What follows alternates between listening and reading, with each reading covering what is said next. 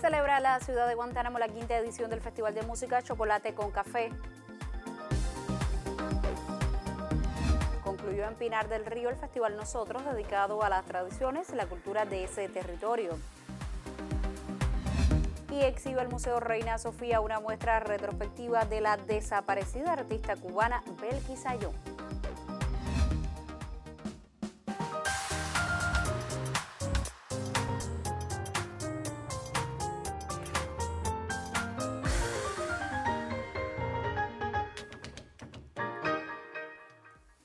Saludos desde La Habana, es martes 30 de noviembre de 2021 y abrimos la última emisión de este mes del noticiero cultural de la televisión cubana.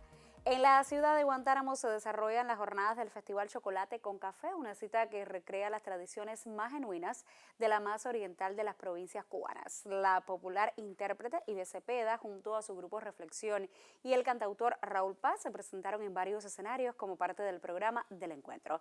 Desde ese territorio guantanamero, nuestra corresponsal nos actualiza sobre el desarrollo de este singular festival que por estos días moviliza a reconocidos artistas y a su público. Melodías del fonograma La Rosa de Jericó bajo el sello Biz Music y otros temas musicales del pentagrama nacional y extranjero marcaron la presentación de Ivette Cepeda y su grupo Reflexión en el Centro Cultural Huambo de la ciudad de Guantánamo.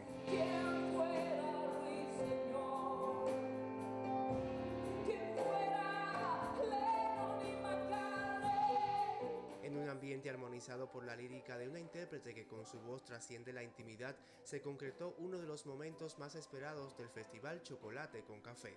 Yo me siento de verdad favorecida, privilegiada y muy emocionada porque es la segunda vez que puedo estar entre ustedes y tengo un concepto tan alto del guantanamero, tan pulcro, tan sabroso en su trato, tan educado, que de verdad me llevo una imagen muy linda de lo que cualquier visitante que venga a Cuba pudiera sentir en Guantánamo. En tanto, el Centro Cultural La Guantanamera acogió a Raúl Paz y su grupo, quien deleitó a sus seguidores con temas de la banda sonora de la telenovela cubana Vuelve a mirar y otros reconocidos de su repertorio. Un intercambio visto desde la sinergia propiciada entre el arte y su público. Realmente un placer enorme de poder compartir con un público que se conoce canciones que han pasado en la novela y eso, que yo ni siquiera todavía las conozco porque están muy nuevas. De verdad, es un placer enorme poder estar con un público que quiere verme y que quiere estar compartiendo con nosotros y se lo agradezco mucho a todo el público de Guantánamo. Para esta jornada se espera la presentación del Premio Nacional de Música Fran Fernández en el Teatro Guaso, una oportunidad esperada por quienes siguen al chocolate con café. Leandris Noa, Noticiero Cultural. De la más oriental de las provincias cubanas viajamos a la más occidental para hablar de otro encuentro que reunió a destacados exponentes de nuestra cultura. En Pinar del Río concluyó hace unas horas el Festival Nosotros con un amplio programa que se desarrolló en espacios públicos e instituciones culturales para reconocer las tradiciones culturales de ese territorio. Entre las alegrías que el Festival de la Cultura Pinareña deja a los vueltabajeros está compartir con Nercy Felipe la emoción por su reciente premio Samuel Feijó. La institución que da el premio es la Sociedad Económica de Amigos del País. Tú sabes que es una institución muy antigua del siglo XVIII, finales del siglo XVIII, a la que han pertenecido todos los grandes artistas y literatos de este país. Y para mí eso es muy importante, me llenó de alegría. Primera vez que se premia así solita mi poesía. ¿Por qué no podía faltar a una cita tan especial? La figura más emblemática de las letras pinareñas asistió a la presentación del libro Macerar, texto que le diera al escritor Alberto Peraza el premio Nicolás Guillén de Poesía. Entre los grandes momentos del Nosotros estuvo también la premier del corto animado Era No Me Olvides. El audiovisual que aborda la incomunicación que generan las nuevas tecnologías está inspirado en el libro Fernanda Digital de Marcia Jiménez. Es un trabajo que podemos seguir haciendo, incluso más ambicioso ya, trabajar con la obra de algunos autores pinareños y cubanos. Creo que hay muy buena literatura en Cuba, en el campo de la literatura infantil y juvenil que pudiera llevarse a la animación, porque la animación es una manera más inmediata de llegar a todos los públicos. Tras reafirmar su virtuosismo con premios en certámenes internacionales online, Vocal Universo retornó a los escenarios en el íntimo espacio Café Contó de la Casa de los Escritores y Artistas Pinareños. Para celebrar la vida volvió la música a alegrar la vuelta abajo desde todas sus instituciones culturales y espacios públicos. Jornadas para el reencuentro que dejaron inauguradas exposiciones colectivas en saludo al 60 aniversario de la UNIAC en Gedel y en el Consejo Provincial de las Artes Visuales. Que estemos unidos presencialmente después de tantísimo tiempo, cuidando las normas, porque mira, con Nasobuco, pero no dejamos de darnos el abrazo de los puños y el abrazo del corazón. Fiesta grande para la familia pinareña, sobre todo para los más pequeños, que disfrutan estrenos de Titiribida y Alas Teatro y reviven la magia del arte y la alegría que ni 100 pandemias podrán opacar. Desde Pinar del Río, Yamile Abreu, Noticiero Cultural. Tras la reapertura de la programación cultural en Villa Clara, diversos colectivos artísticos han compartido presentaciones en diversos escenarios. Nuestra corresponsal dialogó con algunos de los protagonistas de esos sucesos culturales. Tras un largo periodo de aislamiento social, el público santaclareño se reencuentra en el Cine Camilo Cienfuegos con La Leña del Humor.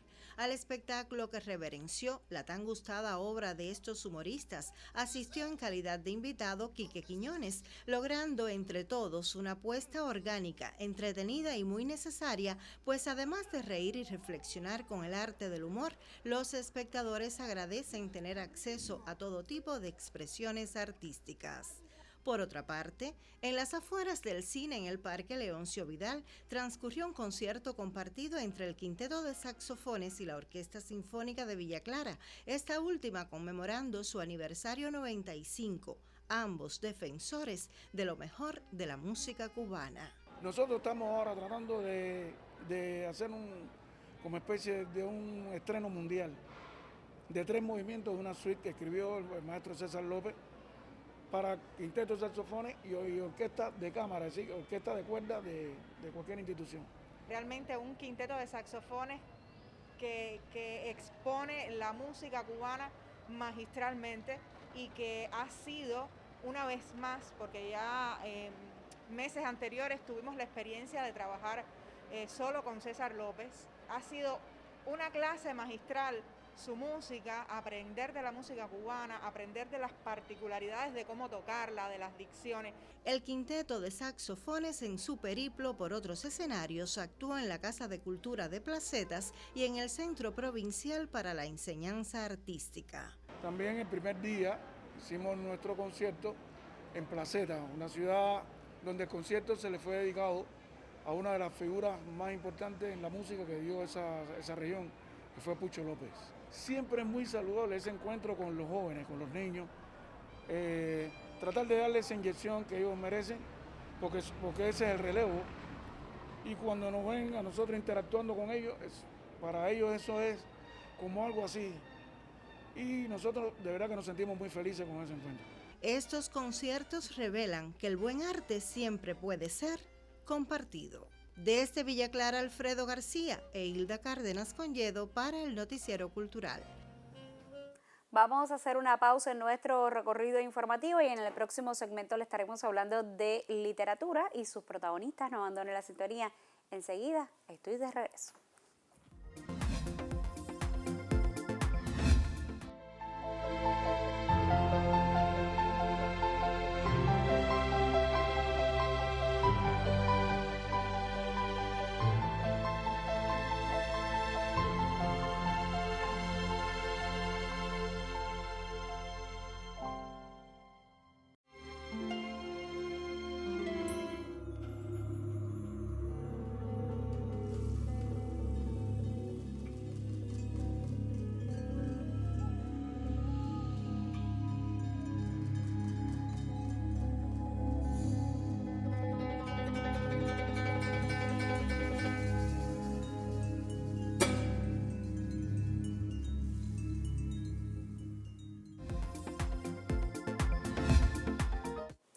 La Unión de Escritores y Artistas de Cuba y la Asociación Recreativa y Cultural Italiana Archi, Ediciones Unión y el Grupo Fundacional Ítalo Calvino entregaron el premio de novela Ítalo Calvino con el propósito de estimular obras del género con alta calidad estética y contenido humanista.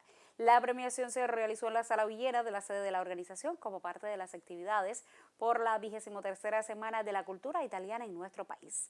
La ceremonia contó con la presencia del viceministro de Cultura, Fernando Rojas, el embajador de Italia en Cuba, Roberto Vellano, el presidente de la Asociación Italiana Archi, Daniel Lorenzi, y la vicepresidenta primera de la UNIAC, Marta Bonet, entre otras personalidades. En la presente edición, el lauro le fue otorgado a la narradora Dasra Novak por su obra Cherry. La novela Cherry estaba terminada cuando abrió la convocatoria del Calvino y bueno, la presenté. Es una novela sobre la vida de la pintora cubana Rocío García, su historia de vida. Yo me di a la tarea de mostrar un poco, ficcionar un poco sobre esa vida, que abarca desde la niñez, cómo comenzó ese interés por la pintura, por los cómics. Un viaje que hizo a la antigua Unión Soviética, es decir, fue de los estudiantes que fueron allá a estudiar, pasó unos 7 años en una academia rusa, cómo fue esa travesía en barco hasta llegar allá, cómo fue su formación como pintora, su regreso a la isla, su trabajo como profesora durante 30 años en la Academia San Alejandro. Y es un poco el abordaje de esa historia en orden cronológico, pero siempre desde lo romántico y siempre dialogando con la obra pictórica de Rocío García. Yo creo, una de las intenciones que tengo es lograr un acercamiento a esa obra a través de un diálogo desde la narrativa. El premio de novela Ítalo Calvino estimula la creación de obras del género con alta calidad estética y contenido humanista. La UNIAC y la revista Unión, así como el Grupo Fundacional Ítalo Calvino y la Asociación Recreativa y Cultural Italiana Archi promueven el certamen. Siempre el premio es muy participado de escritores cubanos, joven, no. Es un premio que yo pienso por su característica es uno de los mayores, no el único, más uno de los principales premios literarios de Cuba. En la gala de premiación, que se inserta dentro de las actividades por la Semana de la Cultura Italiana en Cuba, se destacó la elevada calidad de las 62 obras presentadas en concurso con temáticas y estéticas diversas, una cifra récord en la historia del Ítalo Calvino que demuestra la vitalidad de la creación literaria en el país. Además, tuvo lugar de manera especial la presentación del libro El plagiador, del fallecido escritor cubano Miguel Mejídez, y quien resultara ganador en la última edición del concurso celebrada en 2016. El certamen Ítalo Calvino, de carácter bienal y lanzado por primera vez en 1996, rinde homenaje al insigne escritor de origen italiano, nacido en 1923 en Santiago de las Vegas. Naile y Vecino Pérez, Noticiero Cultural. Hablemos ahora de la entrega de otro premio literario. En su 25ª edición, el premio literario Mangles Rojo reconoció el libro Poemas sin Ciudad de la joven escritora Elizabeth Casanova Castillo. El certamen es organizado por la Asociación Hermanos Saiz en la Isla de la Juventud. La vida está llena de poesía. Solo hace falta abrir los ojos para aprender a ver, a sentir, escuchar. Poesía para compartir, para que llegue lejos, rompa fronteras y despierte espíritus. Propósito bien afianzado en el Mangles Rojo, certamen más importante de la Asociación Hermanos Saiz en la Isla de la Juventud, que en su 25ª edición, tras el análisis de 25 obras en concurso, el jurado concedió premio al libro Poemas sin Ciudad de la villaclareña Elizabeth Casanova Castillo. Quiero agradecer al Premio Mangles Rojo de la Isla de la Juventud, en especial a la Asociación Hermanos Saiz de ese lugar, un lugar al que siempre tengo ganas de volver, al que me une algo ahí en el espíritu que es muy cercano acá a nosotros en Santa Clara. Quiero agradecer al jurado y me place mucho que este premio haya sido otorgado a mi cuaderno Poemas sin Ciudad, un cuaderno que escribí durante la cuarentena y que tiene mucho que ver con la vida, con la cuarentena, pero también con la vida, con la ciudad que vuelve a nacer después de estar sepultada bajo el dolor y bajo estos años de espera, pero esa añoranza de la ciudad como la queremos, como la hemos vivido hasta ahora. Más allá de un certamen que en buena lid convida a concursar a jóvenes escritores de todo el país, el Mangles Rojo se convierte siempre en una jornada cultural donde las diversas manifestaciones del arte se hermanan a la poesía, abierta a todo aquel que quiera compartir maneras de sentir. A fin de cuentas, es esta ínsula manantial de aguas de las que beben los poetas. Katia Álvarez, Noticiero Cultural. Varios medios de comunicación de Cuba y el mundo se han hecho eco de la despedida que España le ha tributado a una de sus más queridas y populares escritoras, Almudena Grandes, quien falleció este fin de semana víctima de cáncer a los 61 años de edad. La obra de Almudena marcó sin dudas el panorama literario del idioma en las últimas décadas. El Noticiero Cultural la recuerda a modo de homenaje. Tengo que irme. Pablo está en casa con mi hermano.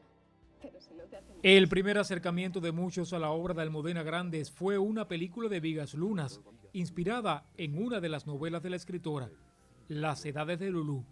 Pero más allá de este regocijo erótico, Almudena fue creadora de un cuerpo literario que se zambulló decididamente en la historia relativamente reciente de España, particularmente en el impacto de la dictadura franquista en la sociedad de la península. Sin alardes enciclopédicos ni vocación didáctica, la escritora también reveló algunas de las características y los desafíos de la España del tránsito entre dos siglos. Tuvo que ver también quizás con otra de sus pasiones, el periodismo. Fue una de las más agudas columnistas de la prensa española y asumió ese ejercicio con un vuelo estético que la ubicó en la preferencia de miles de lectores en su país y en el mundo. Sus recomendaciones literarias estaban entre las más atendidas por el público y su opinión contaba y pesaba. Por eso, la despedida de Almudena, fallecida el fin de semana, fue un acto de multitudes. Centenares de personas alzaron sus libros como homenaje a una mujer consagrada al arte de escribir bien. Yuris Nórido en el Noticiero Cultural.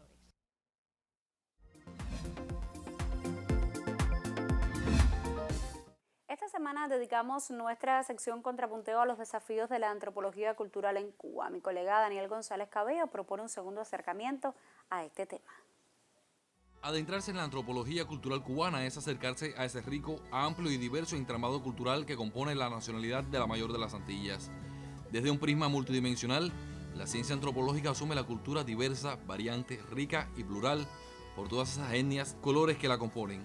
Aunque nuestro país aún no cuenta con una escuela cubana de antropología, el maestro don Fernando Ortiz fomentó las bases de esta ciencia y su estudio en la mayor isla caribeña. El Instituto de Antropología de Cuba y la fundación que lleva el nombre del tercer descubridor de Cuba tienen el reto de mantener el legado del gran investigador y fomentar las investigaciones antropológicas.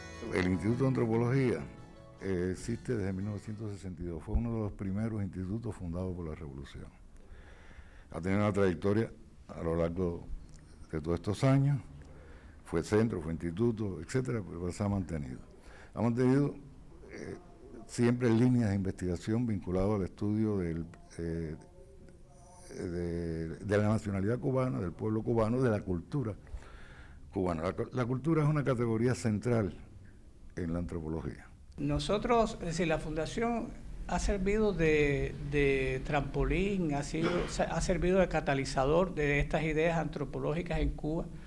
Ideas que, como he dicho, no son ideas puramente antropológicas, a veces tal cual, igual que Fernando Ortiz las estudiaba, a veces se transgreden los campos de estudios y de análisis, pasan de la historia a la literatura o de la literatura a la lingüística o a la musicología. Yo creo que la revista Catauro expresa también esa idea, ese modo paradigmático de estudiar la realidad cubana que estaba presente en Fernando Ortiz. O sea, sobre todo la antropología trata de ver la cultura no como algo dado, sino como algo que se crea y recrea todos los días, como algo que no es llano, que no es plano, es algo que tiene elementos de conflicto, tiene elementos de contradicción. Y esto, desentrañar en esas contradicciones y entrar en esas contradicciones es una tarea de la antropología, es una tarea de los proyectos de investigación que se desarrollan en la institución y que desarrollamos los antropólogos en Cuba en estos momentos. La antropología cultural cubana ha tenido y tiene el reto de indagar en el amplio espectro cultural de nuestra nación. Una ciencia que, aunque quizás no se haya tomado tan en serio sus beneficios, aporta grandemente a conocernos desde nuestras raíces. Somos cubanos no solamente por nuestros rasgos físicos, sino por nuestros rasgos culturales, por la forma de hablar, de actuar. Entonces, yo creo que la antropología vista desde esta perspectiva orticiana nos da posibilidades de comprender no solo a Cuba, sino al Caribe desde un punto de partida local, digamos, caribeño, cubano. Es decir, eso es lo que llamaríamos desde una epistemología propia, es decir, una epistemología que no parte de las ideas universales preconcebidas ya, sino que tratan de recuperar a partir de no solo del concepto de transculturación, sino de metáforas como la GIACO, trata de recuperar todo un pensamiento cubano y caribeño. El antropólogo cubano no ha abandonado la historia. Para entender un proceso cultural, independientemente de su estudio sincrónico, o sea, en el momento que se está produciendo, el antropólogo cubano va a la raíz histórica de ese proceso cultural y trata de rescatar la historia de ese proceso cultural. Y eso nos distingue inclusive cuando dialogamos con colegas de otras partes del mundo. Son dos, digamos, rasgos de la forma de hacer antropología. Otras tienen mucho que ver con el entorno administrativo en que tú te mueves, con las condiciones de financiamiento, etcétera, que sería muy complejo entrar aquí en todo ese tema, pero sí, creo que hay un pensamiento cubano que ya hoy lo podemos validar con una obra que describe ese pensamiento desde su origen hasta la actualidad. Yo creo que la antropología sí tendría un reto y es, habría que seguir estudiando, por ejemplo, la oralidad de nuestro país. Cuba, igual que el Caribe, es un país muy rico en oralidad, es decir, la transmisión de la cultura a través del habla popular, la transmisión de todas nuestras tradiciones, no solo digamos musicales, danzarias, sino también culinarias y literarias también, son muy importantes. En próximas emisiones seguiremos debatiendo sobre este tema. Daniel González Cabello, Noticiero Cultural. El colega Daniel González Cabello nos ofrecía un grupo de testimonios sobre el tema que debatimos esta semana en nuestra sección Contrapunteo sobre los desafíos precisamente de la antropología cultural en nuestro país. Mañana compartiremos algunos criterios recibidos a través de nuestras direcciones electrónicas y como siempre le digo, usted puede participar de este intercambio si nos escribe a contrapunteo.cubarte.cul.cu o si nos deja un mensaje en nuestra página de Facebook www.facebook.com/noticierocultural.cuba. Ahora vamos a hacer otra pausa en nuestro recorrido informativo y al regreso le estaremos hablando de artes visuales.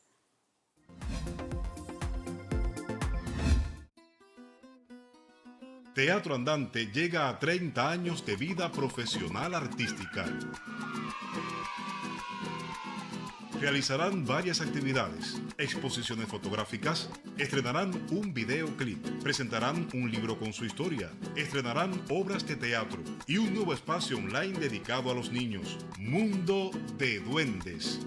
Teatro Andante, familia en arte.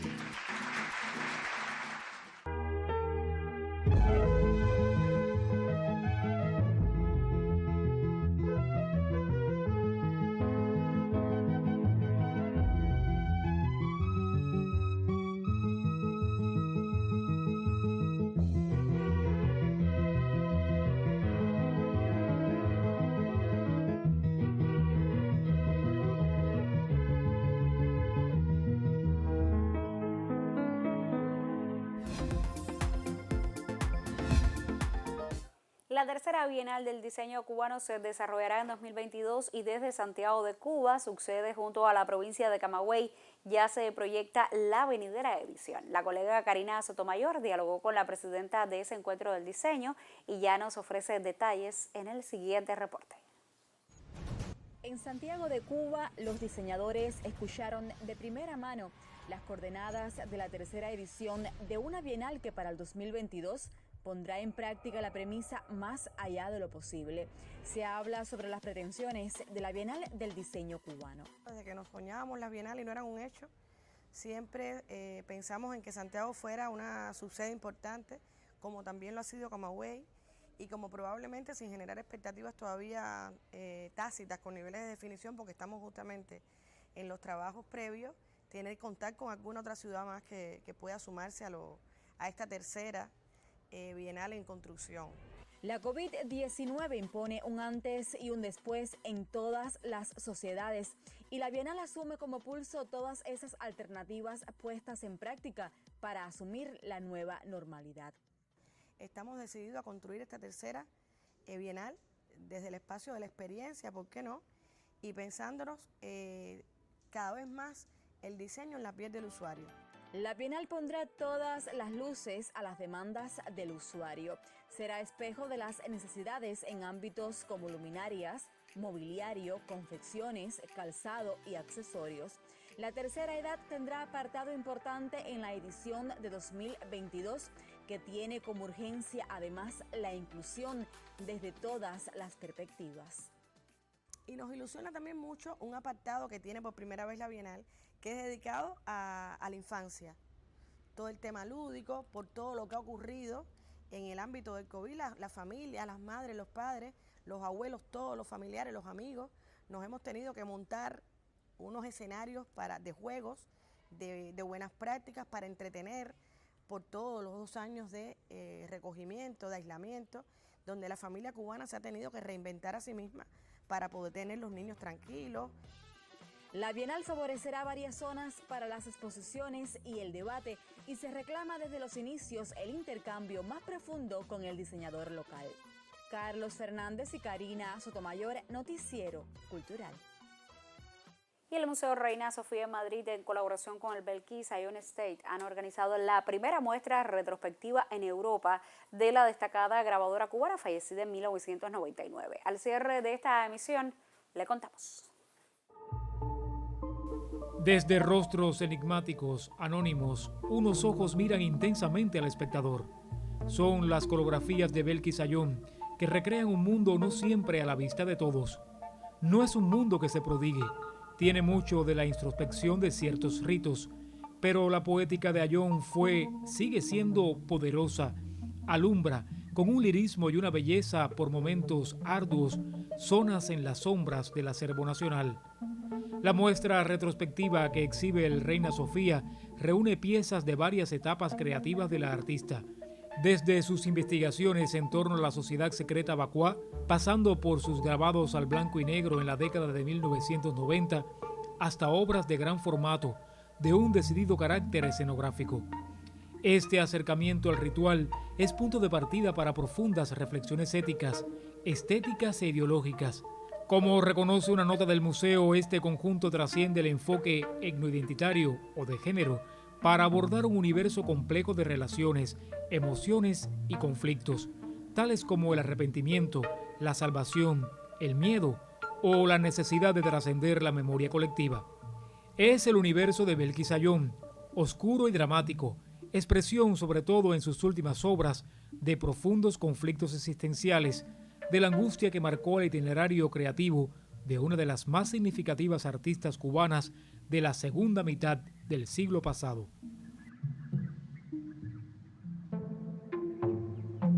Yuris Nórido en el Noticiero Cultural. Punto final. En esta emisión del Noticiero Cultural destacamos la celebración en la ciudad de Guantánamo de la 5ª edición del Festival de Música Chocolate con Café. Le pusimos al tanto del cierre en Pinar del Río del Festival Nosotros y conoció de la exhibición en el Museo Reina Sofía de una muestra retrospectiva de la artista cubana Belkis Ion. Gracias por acompañarnos en esta entrega informativa. Nosotros, por supuesto, regresaremos mañana con otras noticias del arte y la literatura en Cuba y el mundo. Hasta entonces, me despido, como siempre, con un saludo desde La Habana.